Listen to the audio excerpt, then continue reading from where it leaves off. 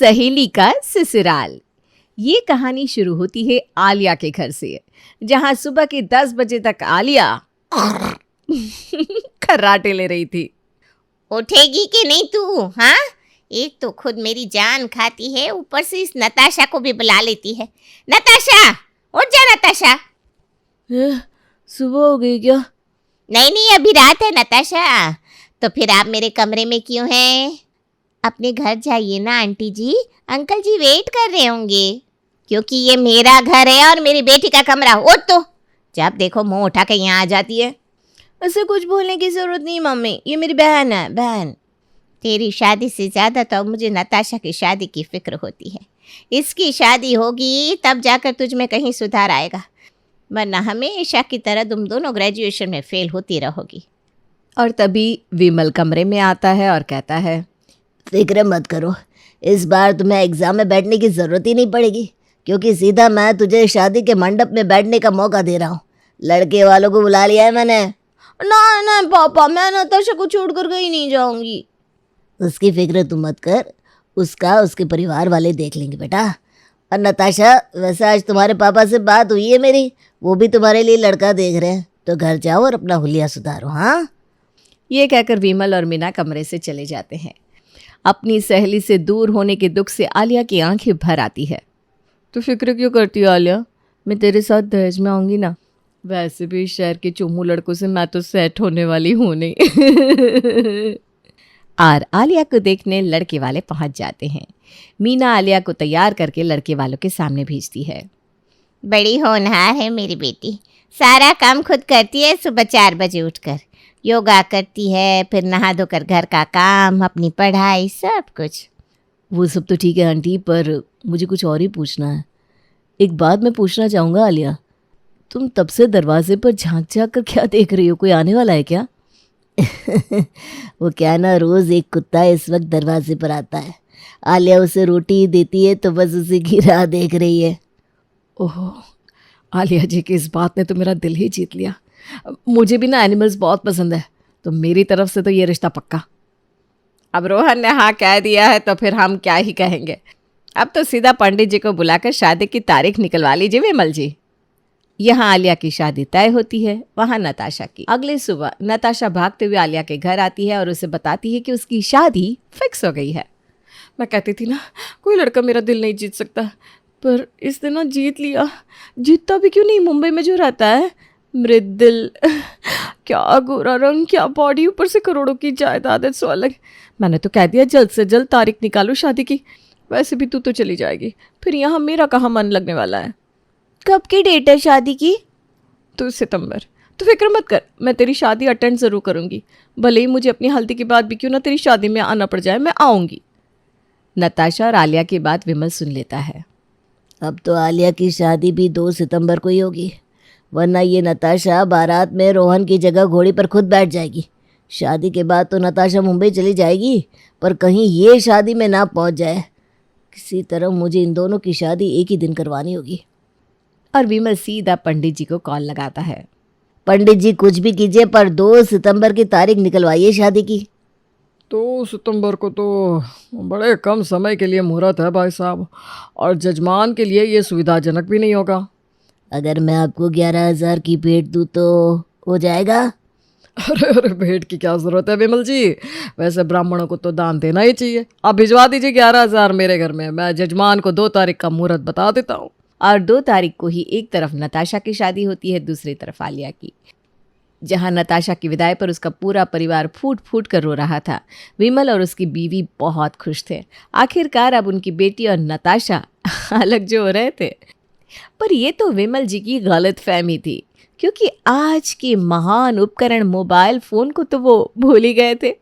दुल्हन के जोड़े में अपने फ़ोन पर चैटिंग करती हुई आलिया दरवाजे पर पहुंचती है। फ़ोन कमरे में इस्तेमाल कर लेना आलिया, यहाँ सभी तुम्हारे स्वागत के लिए खड़े हैं और तुम फ़ोन चला रही हो। अच्छा लगता है क्या? अरे बहू, अभी से ही घर वालों की याद आने लगी क्या? हाँ? कल ही पग फेरे की रस्म है, तुम वापस घर चली जाओगी, टेंशन ना लो, बाद में चैटिंग कर लेना मम्मी से। और कलश को पैर मारकर आलिया अंदर आती है। तुम्हें लग रहा होगा बहू कि मैं तुमसे अभी और रस्म करवाऊंगी, तो मैं ऐसे कुछ भी नहीं करवाने वाली। आराम से कमरे में जाओ और रेस्ट करो। अब जो भी होगा कल होगा। तभी आलिया के फ़ोन पर डेटा एग्जॉस्टेड का नोटिफिकेशन आता है। ओ शिट, मेरे फ़ोन का नेट ही ख़त्म हो गया। घर में वाईफाई है ना मम्मी जी? हाँ हाँ बहू है ना, पर रात को तुम्हें वाईफाई की क्या ज़रूरत पड़ेगी। नहीं नहीं मम्मी जी, मैं तो बस ऐसे ही पूछ रही थी। अपनी बीवी का घूंघट उठाने का सपना देखकर शर्माता हुआ रोहन कमरे में जाता है, पर वो सामने क्या देखता है?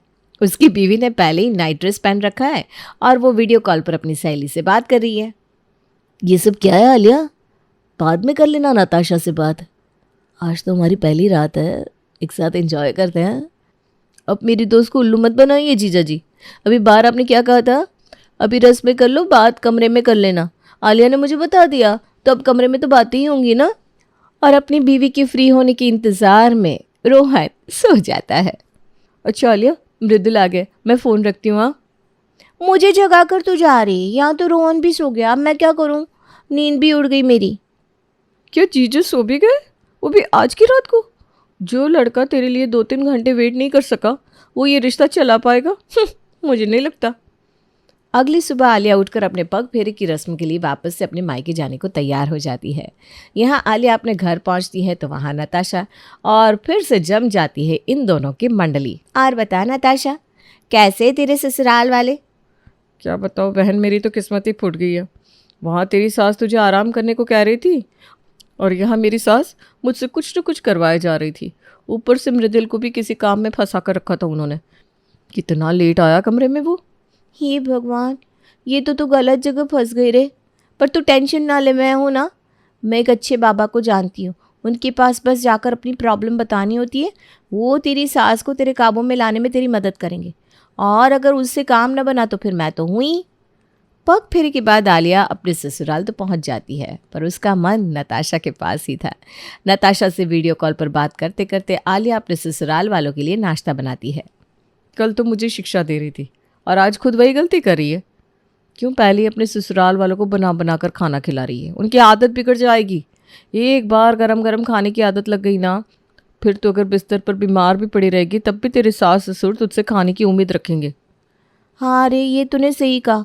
मैं जाकर मम्मी जी की हेल्प मांग लेती हूँ इस काम में। और तुझे भी ना ज़रूरत नहीं है अपने ससुराल वालों के लिए कुछ बनाने की। ऑर्डर कर देना बाहर से। सुनना आलिया, तू कर देना ऑर्डर। वो क्या ना मृदुल तो मेरे हाथ में एक पैसा भी नहीं देते। कीड़े पड़े तेरे पति को, बड़ा गिरा हुआ है रे। और इसी तरह दिन बीतते जाते हैं। आलिया वही करती है जो उसे नताशा करने को कहती, और आलिया खुद भी नताशा को सलाह देने में पीछे नहीं रहती। एक दोपहर किसी काम से रोहन ऑफिस से अपने घर आता है और वो जैसे ही कमरे में जाता है तो देखता है कि आलिया अभी भी नताशा से बात कर रही है।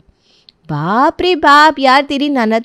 उसे ठीक करने का ना एक ही उपाय है, हमारे मोहल्ले का रोहित। मैं मम्मी को कहकर रोहित का रिश्ता तेरी ननद के लिए भिजवाती हूँ। तू तो उसका ड्रामा जानती है। अगर मैं कह दूं कि रोहित तुम्हें एक लड़की को हाँ करना है तो वो मेरे लिए वो भी कर देगा। एक बार तेरी ननद की शादी हो जाए, फिर वहाँ रोहित देख कैसे ठीक करता है उसे, और यहाँ तो आज़ाद हो जाएगी। पति रहेगा ऑफिस में, फिर तेरी सास अकेले तुझसे कितना ही लड़ लेगी।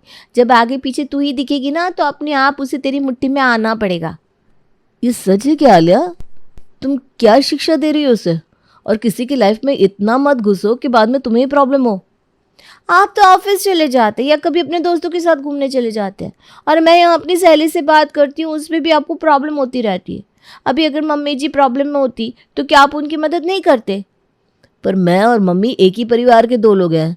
नताशा कुंवारी नहीं रही, उसकी शादी हो गई है, उसका खुद का ससुराल है। कहीं कोई बात हो गई तो सब कुछ तुम पर आ जाएगा। आप इतने नेगेटिव क्यों हो जीजू? क्या आपको हमारी दोस्ती पसंद नहीं है? ऐसा है तो मैं कभी बात नहीं करूँगी आलिया से। ये कहकर नताशा गुस्से में फ़ोन काट देती है। आलिया कई बार नताशा को कॉल लगाती है पर नताशा फ़ोन नहीं उठाती। लगा दी ना आग, मिल गई शांति आपको। पता नहीं कैसे मानेगी नताशा।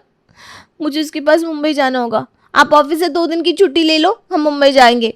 और अगर आपने मना किया ना तो मैं खाना नहीं खाऊंगी। अरे ये कहाँ फंस गया मैं।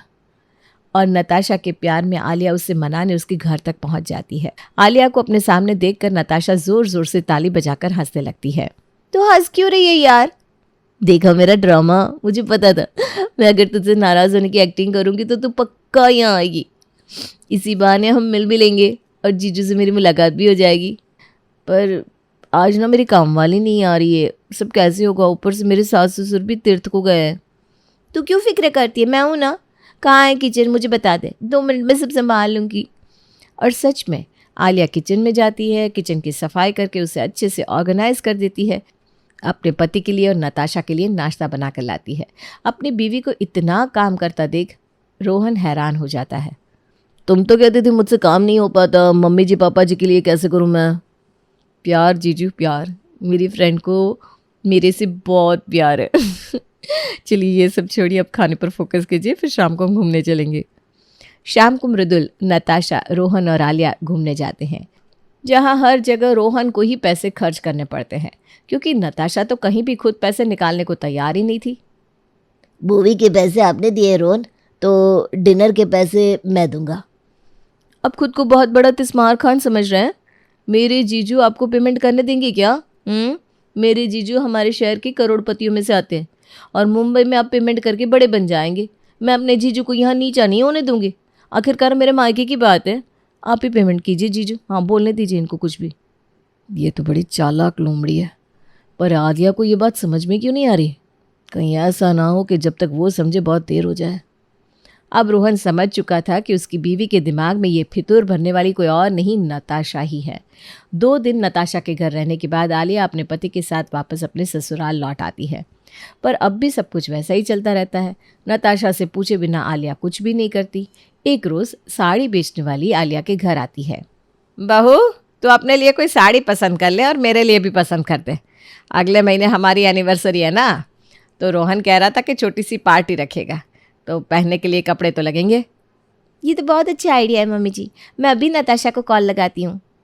और आलिया नताशा को वीडियो कॉल पर खुद के लिए और अपनी सास के लिए साड़ी पसंद करने को कहती है।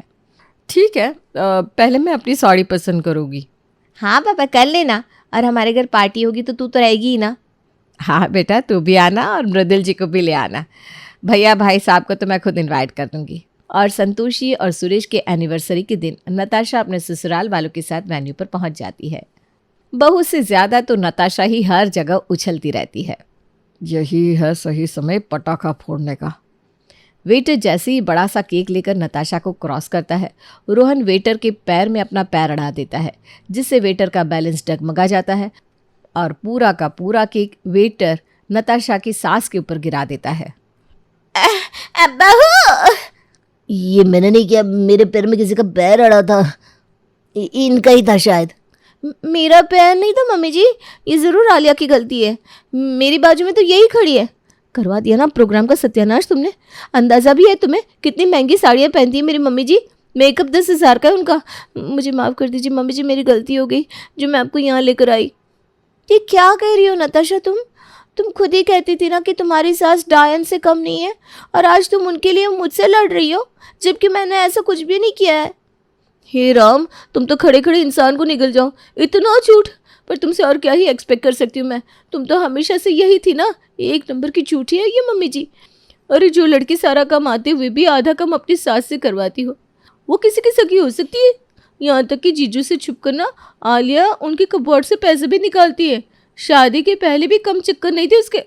बस एक शब्द और नहीं नताशा, निकल जाओ यहाँ से। मेरे ही घर में मेरी बीवी से इस तरह बदतमीजी से बात करने की हिम्मत कैसे हुई तुम्हारी? ये लड़की तो शादी के पहले भी झोंक की तरह चिपकी रहती थी आलिया से। कितनी बार मैंने मना किया तुझे कि शादी के पहले के रिश्ते को मायके में ही छोड़ दे, पर तू नहीं मानी। देख रही है कैसे सभी के बीच तेरी इंसल्ट कर रही है ये। मैंने तुझे अपनी सगी बहन माना, पर तू तो नाग निकली नाग। निकल जा मेरे घर से। और आलिया धक्के मारकर नताशा को अपने घर से बाहर निकाल देती है। मुझे माफ़ कर दीजिए पापा जी, मुझे माफ़ कर दीजिए मम्मी जी, बहुत बड़ी गलती हो गई मुझसे। मैंने नताशा की कही सुनकर आप सबके साथ बहुत गलत किया, फिर भी आप लोगों ने मुझे कभी भला बुरा नहीं कहा। यहाँ तक कि रोहन के पैसे निकाल कर मैं नताशा की मदद भी करती थी। तो क्यों फिक्र करती है बहू? मुझे पता है कि इसमें तेरी कोई गलती नहीं है, और यह सब तो रोहन ने खुद प्लान किया था ताकि तेरे सामने नताशा की असलियत आ सके, और तूने देखी ना उसकी असलियत। और मैं भी तुमसे नाराज़ नहीं हूँ आलिया, पर हर बार मैं तुम्हें इस तरह बचा नहीं पाऊँगा। तुम्हें खुद ही समझना होगा कि कौन तुम्हारा इस्तेमाल कर रहा है और कौन तुमसे सच में प्यार करता है। आलिया को समझ में आ जाता है कि उसने बहुत बड़ी गलती कर दी है, पर अब वो कसम खाती है कि अब की बार किसी की भी सुनकर वो कोई काम नहीं करेगी और इसके बाद सब कुछ ठीक हो जाता है।